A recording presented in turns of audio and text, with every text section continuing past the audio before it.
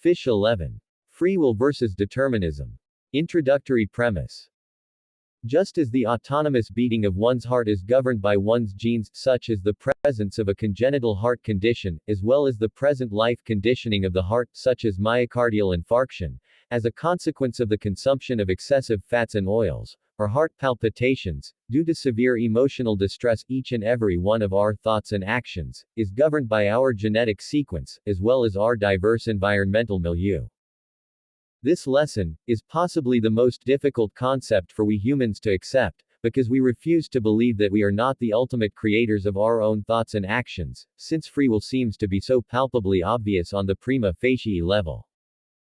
From the appearance of the ego, that is, one's inaccurate conception of oneself, clarified in Chapter 10, at the age of approximately 2.5, we have been constantly conditioned by our parents, teachers, and society, to believe that we are solely responsible for our thoughts and deeds. This deeply ingrained belief is excruciatingly difficult to abandon, which is probably the main reason why there are very few humans extant who are spiritually enlightened, or at least, who are liberated from the 5 manifestations of mental suffering, explained elsewhere in A Final Instruction Sheet for Humanity, since suffering, as opposed to mere pain, is predicated largely upon the erroneous belief in free will. Standard definitions. Free will is usually defined as the ability for a person to make a conscious decision to do otherwise, that is to say, choose to have performed an action other than what one has already completed, if one had been given the opportunity to do so. In order to make it perfectly clear, if, for example, one is handed a restaurant menu with several dishes listed, one could decide that one dish is equally as desirable as the next dish, and choose either option. If humans truly possessed freedom of will, then logically speaking, a person who adores cats and detests dogs ought to be able to suddenly switch their preferences at any given point in time, or to be hair-splitting, even voluntarily pause the beating of his or her own heart. Of course, those who believe in free will find this last assertion to be preposterous, countering thus, clearly, we are not claiming that humans have absolute freedom of volition, but merely that, in many circumstances, when given the opportunity, we can make choices between 2 or more options. However, even this statement is rather misleading, and can easily be dismissed by those in the know. So, in both of the above examples, there is a pre-existing preference for one particular dish or pet. Even if one liked cats and dogs equally, and one was literally forced to choose one over the other, that choice would not be truly independent, but based entirely upon one's genetic sequence, plus one's up-to-date conditioning. Actual equality is non-existent in the macro-phenomenal sphere. If one was to somehow return to the time when any particular decision was made, the exact same decision would again be made, as all the circumstances would be identical. Freedom of choice. The most common argument against fatalism, or determinism, is that humans, unlike other animals, have the ability to choose what they can do, think, or feel. First of all, many species of higher mammals also make choices. For instance, a cat can see 2 birds and choose which of the 2 birds to prey upon, or choose whether or not to play with a ball that is thrown its way, depending on its conditioning, e.g. its mood. That choices are made is indisputable, but those choices are dependent entirely upon one's genes and one's conditioning. There is no third factor involved on the phenomenal plane. On the noumenal level, thoughts and deeds are in accordance with the preordained story of life. Read previous chapters of this soul holy book, in order to understand that existence is essentially monistic. Chapter 08, specifically, explains how actions performed in the present are the result of chains of causation, all the way back to the earliest known event in our universe, the so-called Big Bang, singularity. Thus, in practice, it could be said that the notions of determinism and causation are synonymous concepts. At this point, it should be noted that according to reputable geneticists, it is possible for genes to mutate during the lifetime of any particular person. However, this phenomenon would be included under the conditioning aspect, since the genes will mutate according to whatever conditioning is imposed upon the human organism. It is simply impossible for a person to use sheer force of will to change their own genetic code.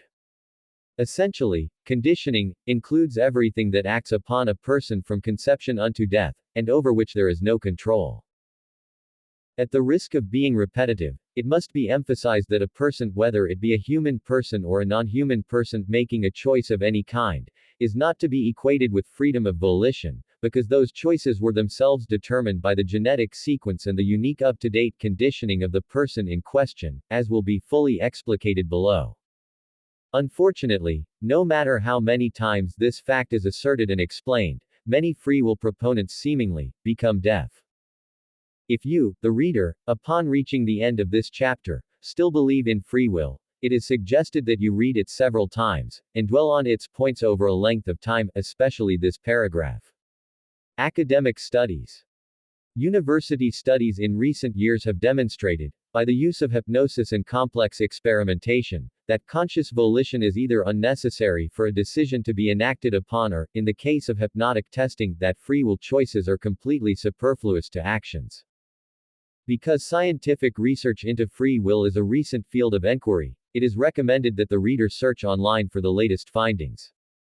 I contend, however, that indeterminacy is a purely philosophical conundrum.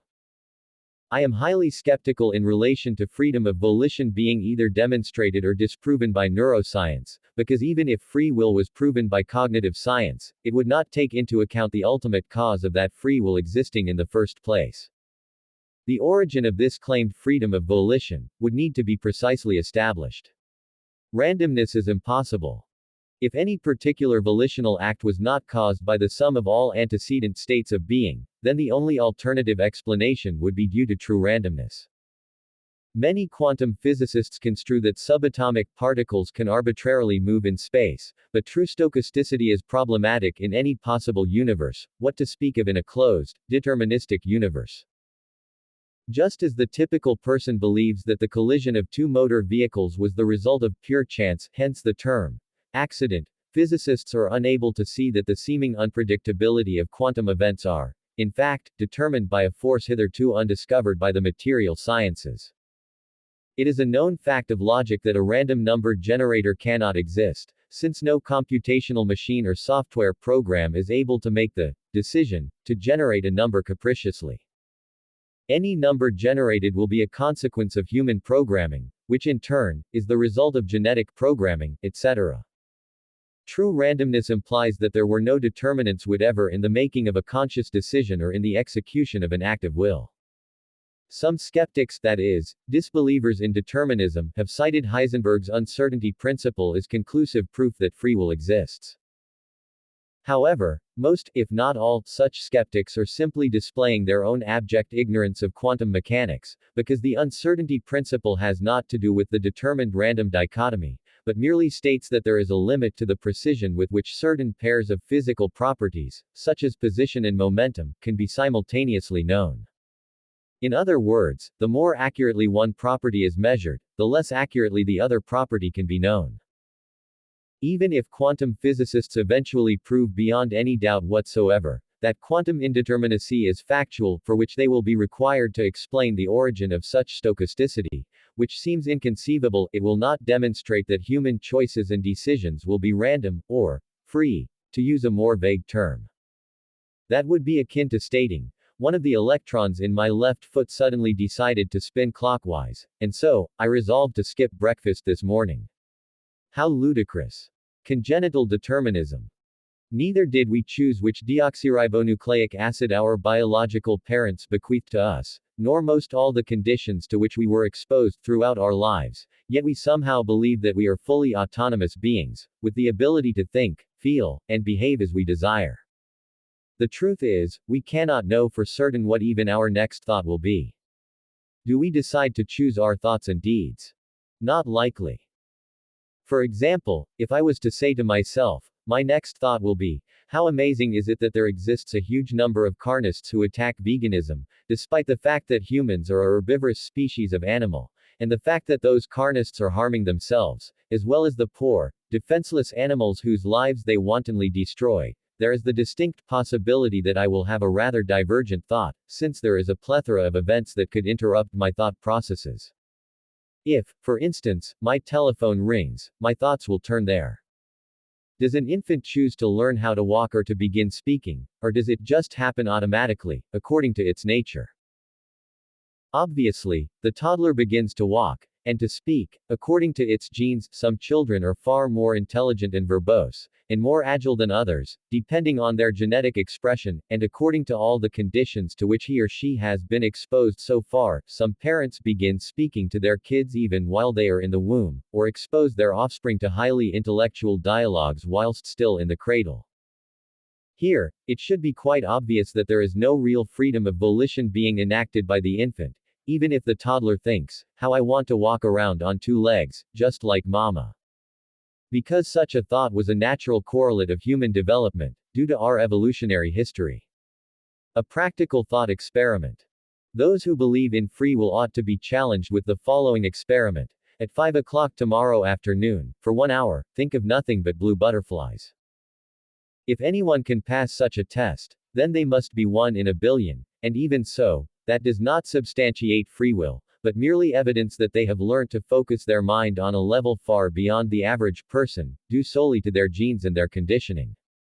When an extraneous thought appears within that hour, as will inevitably occur, from where does that thought arise? Think about it. If we are truly the authors of our own mentation, then from where does our initial thought or our first dream arise whilst we are still in the womb? If we did not consciously generate our very first thought, why do we assume that any of our preceding thoughts are freely produced?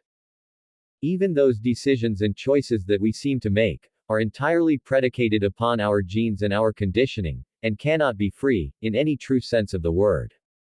To claim that one is the ultimate creator of one's thoughts and actions, is tantamount to believing that one created one's very being. If a computer program or artificially intelligent robot considered itself to be the cause of its activity, it would seem absurd to the average person, because anyone with above average intelligence understands that such programs and machines are encoded by a clever human agent. Yet, that is precisely what virtually every human who has ever lived mistakenly believes of his own thoughts and deeds. The illusion of freedom. The impression that we have free will can be considered a gift of life, or God's grace. Otherwise, we may be resentful of our lack of free will, since, unlike other creatures, we humans have the intelligence to comprehend our own existence. Even an enlightened sage, who has fully realized that he is not the true author of his thoughts and actions, is not conscious of his lack of volition at every moment of the day. At best, he may recall his lack of freedom during those times when suffering, as opposed to mere pain, begins to enter the mind or the intellect. Many, if not most, scientists, particularly academic philosophers and physicists, accept determinism or fatalism to be the most logical alternative to indeterminacy, but it seems, at least anecdotally, that they rarely, if ever, live their lives conscious of the fact that their daily actions are fated. Chains of causation. When a person blames another person for his or her actions, whether good or bad, or, in order to be more accurate, whether they are moral or immoral, it is akin to attributing malice to the penultimate domino in a row of dominoes, for doing what it did to fell the final domino, when in actual fact, the ultimate cause of the final domino falling was the initial domino that fell. If anyone is to blame for anything at all, surely it is the entity that created everything. Who then is that supreme creator? That thou art tat tivam asi, in Sanskrit. Read Chapter 08, for a succinct, yet accurate, explanation for this chain of causation, and Chapter 05, in order to understand the primal self. Briefly, however, there is nothing and no one to blame for anything that occurs in this world, for we are all the one. Cf. Evil, the problem of, in the glossary. Therefore, every action, including seemingly heinous deeds, is ultimately in alignment with the predestined story of life, or, for those who are attached to a theistic viewpoint, God's perfect will, since nothing could have transpired differently, given the circumstances. This does not imply that a person ought to deliberately perform criminal acts, and afterward, use his lack of free will to justify his actions. If, however, he does, in fact, blame his dastardly deeds on a lack of personal freedom, that blame too was destined, just as any consequences were destined. Unfortunately, very few crimes are now punished in so-called first world societies, which helps to explain why the westernized nations are morally bankrupt. When did you last hear of an adulterous couple being sentenced to death for their sin, for example? Never, I would propose. Punishment for predetermined actions. In recent times, in many, if not most, jurisdictions, courts of law have given leeway to those convicted criminals whose crimes were shown to have been committed whilst the person in question was temporarily or permanently insane. The judge or the jury has determined that those perpetrators were not altogether responsible for their actions, due to their mental state at the time, and have sentenced them accordingly. Of course, according to the postulations in this teaching, every action, whether criminal or not, is enacted without true freedom of volition. So then, how should any particular criminal be punished for his/her unwilling crime? That question is adequately answered in the following chapter, but suffice to say, each case ought to be judged on an individual basis. In the case of a person who has been competently diagnosed with an obvious neurological disorder, he or she may be incarcerated in a mental hospital, whilst a person who seems to have sufficient control over his or her actions may be required to be imprisoned in a regular jail, or some other form of penitence, depending on the severity of the crime. In order to make it perfectly clear, many or most human actions are willed, though this will is totally and utterly predetermined. Non-human animal crimes. According to my informal, personal research, very few humans seem to believe that non-human animals have free will, presumably because they consider freedom of volition to be a very high-order cognitive process that humanoid creatures alone possess. However, if a dog was to maul a baby to death, most everyone would undoubtedly agree that the dog ought to be put to death, or at least that it should be quarantined in a location where it will no longer have access to vulnerable children. Therefore, to put it succinctly, in the ultimate, metaphysical sense, the dog is not morally responsible for its action, yet it must be penalized in some manner, in order to protect society from any danger. Likewise, humans, despite our lack of free will, ought to be punished for our crimes, for purely pragmatic reasons. The alternative is societal destruction. In both this chapter and the next chapter, there are passages which imply that animals, particularly some species of higher mammals, such as dogs, cats, cetaceans and apes, make conscious choices and decisions, which is what the overwhelming majority of philosophers consider to be consistent with freedom of volition, and may possess moral culpability, in the same fashion as do we Homo sapiens. Well, to be perfectly blunt, I am hereby asserting, with the abundance of evidence already provided in the aforementioned chapters, that some animals can and do make choices in precisely the same manner as do we humans, and can be, nay, should be, held accountable for their actions, at least insofar as their actions relate to we humans. So, when a non-human animal, such as a dog or a cat, harms another animal, such as another dog or cat, we ought to see that action as part of their nature, and not necessarily interfere with that natural course of affairs, unless one or both animals was a family pet. However, if the same animal causes harm to a human, such as the example already given in the previous paragraph, where a dog may attack a human baby, it must be castigated in an appropriate manner, again, as already mentioned above. So, to make it abundantly clear, just as we humans do not boast any degree of free will, yet must be held accountable for our harmful, i.e. immoral, deeds, so too should any other living creature be held accountable for its actions, at least, in relation to a human person despite their lack of freedom of volition, and punished in a suitable fashion, such as being constrained in a cage, disciplined, if a domestic pet, or even being put to death, if necessary. Non-human animals, at least most mammals, have the ability to make conscious choices, based on their genes and their conditioning. If this was not the case, then, for example, every cat that has ever lived, and will ever live, upon seeing a pigeon on the ground before it, will behave in precisely the same manner, as if by force of nature. This choice does not prove that cats possess freedom of volition, but merely that each individual feline will behave according to its unique, inherent nature, which, as repeatedly stated previously, is predicated solely on its peculiar genotype and its idiosyncratic conditioning up to that point in time. Even very simple animals, such as insects, respond to the same stimulus in slightly different ways, depending on various factors, that is, various conditions. For example, in the case of a human entering a room infested with cockroaches, not every roach will flee in the same direction and at the same speed. The insects will scurry, and possibly even spread their wings and fly, in multifarious directions and at various speeds, depending on circumstances beyond their control, such as their proximity to another insect, their physical fitness, and the location of their nest, or a nearby form of shelter, such as a piece of low-lying furniture. So too, we humans are merely biophysical machines, organic robots designed and programmed to behave in a totally predictable and determined fashion, according to the genetic sequence we inherited from our parents, as well as the extrinsic conditions to which we have been exposed. A case study. Very few persons would argue that we humans have control over the genetic sequence with which we were bequeathed by our parents. Yet, most humans would claim that we are constantly controlling the conditions to which we are being exposed. A typical counterfactual argument made by proponents of free will, to the assertion that we humans have no genuine control over our conditionings, may read as follows. You say that, apart from our genetic sequence, everything is determined by our conditioning, and that we have no meaningful control over that conditioning.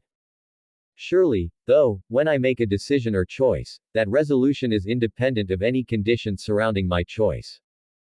For instance, if I was to choose to consume an apple instead of an orange, that decision and that action is fully under my control, is it not? The following 3 paragraphs, however, if carefully studied, should clearly demonstrate that, in all actuality, there is no factual, independent control over human volition. As will be shown, our choices are fully determined by our genetic sequence and unique lifelong conditioning. Imagine a scenario where a choice is to be made between 2 alternatives that seem to be equally desirable. For instance, you are equally fond of both apples and oranges and you decide to consume the apple instead of the orange. The first problem is the fact that you cannot, in all actuality, be equally fond of both kinds of fruit, because, as previously mentioned in more than a couple of places in A Final Instruction Sheet for Humanity, true equality is non-existent in the phenomenal sphere. Equality exists solely in the conceptual realm. Even if you believe that you enjoy both fruits 90% compared with your favorite fruit, let's say, persimmon, which you like 100%, in actual fact, the most accurate measurement may be that you like apples 90.5% and oranges 88.48%. However, for all intents and purposes, let us suppose that you are, genetically, equally disposed to consuming either kind of fruit. After all, you don't always eat apples, do you? You often eat oranges as well. So, then, what inspired you to choose one fruit over the other? That would be the various conditionings present before and at the time of your decision. For example, let us say you chose to eat the apple today. The reason you chose that particular kind of fruit over the orange could have been due to a whole variety of factors that were not under your control. You could have chosen the apple because the previous fruit you consumed was an orange, because you were experiencing loose bowel movements and suspected that the citrus fruit would exacerbate your condition, because the orange was in poor condition, because you were about to visit someone who was quite fond of oranges and wanted to gift the orange to him, or simply because the apple was closer at hand than the other fruit. Tomorrow, if you are required to make the same choice, the conditions surrounding your decision will necessarily be different, and you may choose to eat the orange, instead of the apple. An even less obvious choice than apple versus orange would be between a large, slightly bruised apple and a small apple in excellent condition. In my particular case, I would invariably choose a very large apple with a couple of ugly bruises, and then discard the unpalatable portions over a small apple in pristine condition, whereas another person may make the opposite choice, if he or she is averse to consuming bruised fruits. Such preferences cannot easily be changed, because they are entirely the consequences of one's unique genetic sequence and conditionings. In order for such inclinations to transmogrify, it is necessary for one's circumstances and conditionings to transmute, over a period of time. Thus, if the choice to eat one kind of fruit over a, supposedly, equally desirable kind of fruit, is not governed by anything under your control, how more so any other array of choices, such as whom to marry, which tourist attraction to visit for your annual vacation, what occupation to pursue, which clothes to wear each day, which movie to watch next, or which brand of refrigerator to purchase. Even the fact that I chose to type the word refrigerator instead of any other item was determined by the fact that, whilst looking around my residence for an article to mention in the previous sentence, I spotted my refrigerator. This reveals an instance of the conditioning aspect of decision making. If I had seen my camera, I may have chosen to type camera instead, but I was conditioned by circumstances outside of my control to do otherwise. So, it is not so much that I could not have chosen to type camera, but that I would not have done so, given the particular state of affairs. Random thoughts. Everything is permissible, but not everything is beneficial. One can eat junk food, yet that is not going to benefit one's physiology in any way, unless, of course, it enables one to temporarily survive a famine.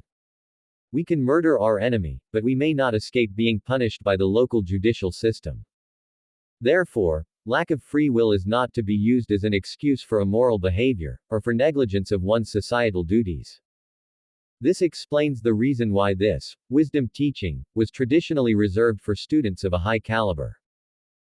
It requires an unusually wise and intelligent person to understand that, despite everything being preordained, to blame one's lack of free will for criminal actions, and expecting to not be punished for them, is unproductive to a peaceful society. Even today, with easy access to knowledge and information, few persons will come to hear this teaching, and fewer still will realize it, and then integrate it into their daily lives. That, too, is a consequence of destiny. As adequately explained in chapters 15 and 17 of this holiest book of all, in actual fact, almost inarguably, the only factually sacred work of literature extant, the understanding that every aspect of our lives is determined, is not only beneficial to human psychology, it is practically mandatory for the achievement of genuine peace and true happiness. When one is fully convinced, by logic, reason, and evidence, that no living creature has independent freedom of volition, one automatically abandons any conception of blame, praise, pride, anxiety, and worry, and one lives one's life in the present moment, giving little to no thought to traumatic past events, nor to possible future outcomes. After all, how could an enlightened man hold anything more than an impulsive attitude of blame, for being abused by a parent 3 decades in the past, if he knows for certain that his mother or father could not have done otherwise, given his parents' genes and social conditioning? When my first ex-wife apologized to me for destroying my family, a couple of decades after the event, my initial thought was, she could not have desisted from abandoning me, stealing my children, and prostituting herself to strange men, for that was her nature at the time. Tessie recently experienced some kind of religious conversion, hence her apology. Knowing that she would be disagreeable to making amends for her wickedness, my response to her was, you can make up for it by becoming a kind-hearted vegan. Sadly, she declined my modest request. The miracle of free will. For one to assume that free will suddenly and inexplicably appeared on this planet, at the birth of the first Homo sapiens, is the height of presumption. This assumption alone is sufficient cause for the notion of indeterminacy to be critically questioned, what to speak of the wealth of evidence provided in the preceding paragraphs. Even if one cannot accept the notion of determinism to be true, one should at least grant the obvious fact that our alleged freedom to act as we will is extremely limited. Try to stop breathing for more than a few minutes and see what happens. Perhaps the most amazing thing about this topic is the fact that it is possible for a human being to come to realize, as opposed to simply intellectualize, that his or her thoughts, words, and deeds were totally and utterly determined from the very start of the universe. Right pointing arrow, one day, possibly in the far distant future, humanity, as a whole, will come to see the obvious truth of its lack of freedom of volition. Free will is an illusion. Our wills are simply not of our own making. Thoughts and intentions emerge from background causes of which we are unaware and over which we exert no conscious control. We do not have the freedom we think we have. You cannot choose what you are going to think next, because that would require you to think it before you think it. From Free Will. Samuel Benjamin, Sam Harris. American neuroscientist and philosopher. We ought to regard the present state of the universe as the effect of its antecedent state, and as the cause of the state that is to follow. An intelligence, knowing all the forces acting in nature at a given instant, as well as the momentary positions of all things in the universe, would be able to comprehend, In one single formula, the motions of the largest bodies, as well as the lightest atoms in the world, provided that its intellect was sufficiently powerful to subject all data to analysis. To it, nothing would be uncertain. The future, as well as the past, would be present to its eyes. The perfection the human mind has been able to give to astronomy, affords but a feeble outline of such an intelligence. Pierre-Simon de Laplace. French polymath. To be, or not to be, that is the question. All the world's a stage, and all the men and women, merely players. William Shakespeare. English playwright. We should rather consider the events, as they happen, with the same eye as we consider the printed word that we read, knowing full well that it was there before we read it. You can do what you will, but in any given moment you can will only one definite thing, and absolutely nothing other than that one thing. From Essay on the Freedom of the Will. Arthur Schopenhauer. German philosopher. The Lord dwelleth in the hearts of all beings, causing all to behave as if seated on a machine, under his illusory spell. Lord Sri Krishna, or, to be more accurate, whoever composed that particular verse of Mahabharata.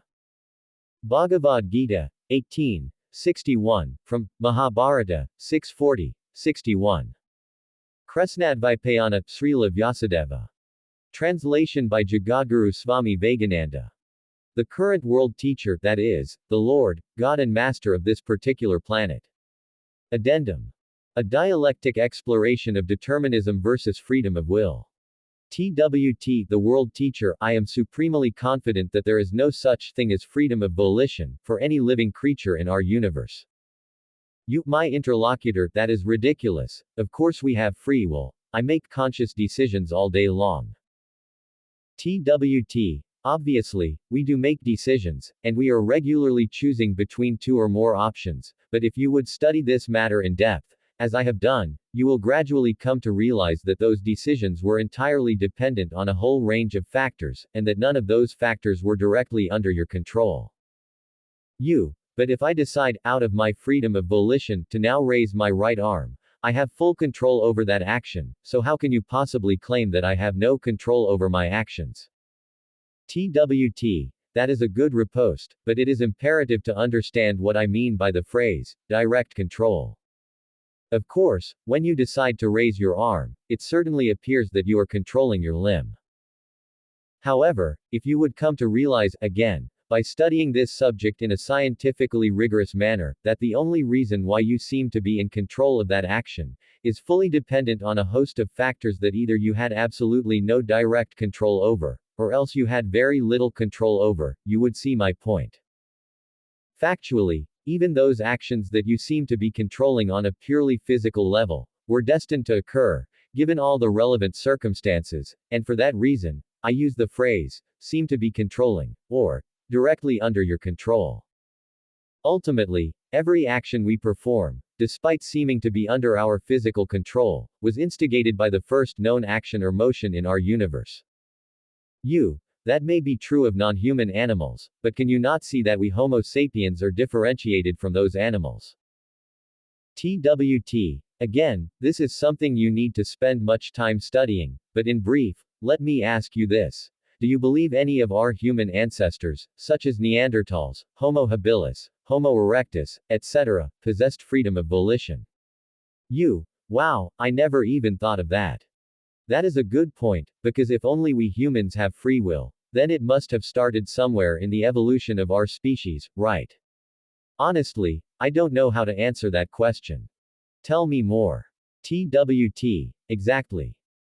If anybody claims that only we humans have free will, and that certainly seems to be the majority opinion of humans, they will need to explain precisely at what stage in human evolution that supposed free will began, and what precisely is free will, because as I alluded to previously, one cannot assert that a choice between two or more options constitutes freedom of volition. In that case, how would you define free will, Jagadguru? TWT. The notion of freedom implies stochasticity, meaning that there are no influences at play. Simply stated, it refers to a random act. I apologize for skipping back to the previous point, Master, but I just realized something. If it is difficult, if not impossible, to determine at what point in human history that free will began, It would be an equally difficult conundrum to figure out at what point of our individual growth we are endowed with freedom of volition. TWT. Yes. I should have mentioned that point myself, because there is no doubt whatever that a zygote cannot make decisions and choices. So, then, we would need to work out exactly when free will starts in our childhood. TWT. Assuming that free will exists, of course. Indeed. I am beginning to see that your insights on the subject are very incisive, and I am planning to heed your wise advice for me to investigate the concept of determinism. Assuming that free will doesn't exist, why would I endeavor to accomplish any of my desires? I may as well just stay in bed all day.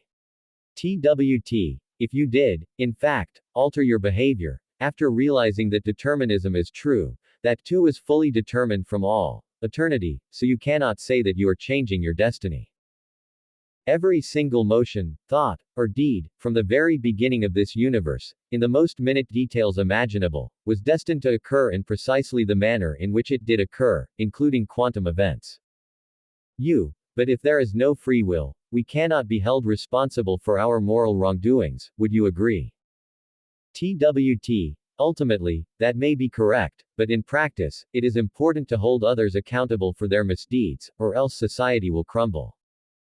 Furthermore, very few persons will come to accept the accuracy of determinism, so in general, we humans will continue to behave in the same manner that we always have, and punish criminals for their crimes. So, in other words, just as crimes are inevitable, so too is the retribution that the criminals will attract.